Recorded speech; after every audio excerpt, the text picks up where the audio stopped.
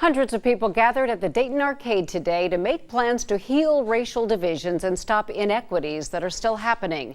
The University of Dayton sponsored the Imagining Community Symposium.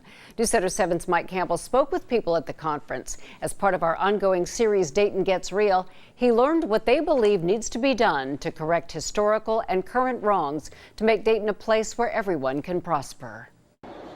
The Imagining Community Symposium is about imagining a community that is less divided and more united, and part of making that happen is learning about the past to inform better decisions in the future. It is really easy to say that that is their problem. It doesn't affect me in my day-to-day. Shannon Nix was a speaker for one session of this community gathering. She works at Children's Hospital at the Center for Health Equity. Communities of color, people of color, have historically and continue to often be left out of decision-making processes. Nix sees problems in her field, healthcare, but this symposium was looking at economic opportunities, housing, education, and the judicial system.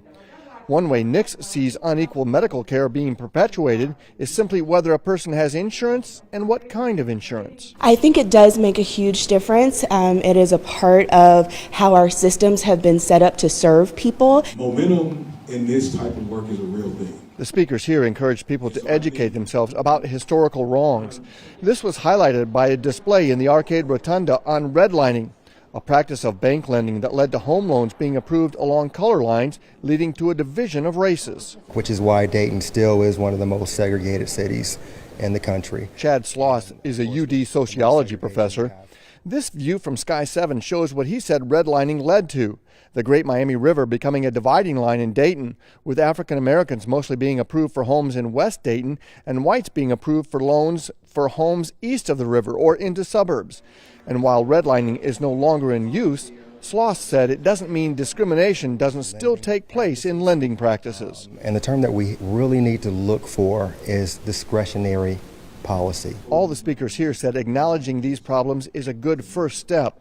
But for racial disparities to end, they believe all people must speak to those outside their comfort zone. When we start mixing up and talking with different people that we're not familiar with, that don't live in our neighborhoods, that don't look like us, who have different professions, then you start seeing that exchange. This two-day conference has about 500 people registered to attend, but the people that are here and organizing say for it to be really successful, those 500 must talk with 5 or 10 people each about what they learned and spread the education and ways to address our divisions.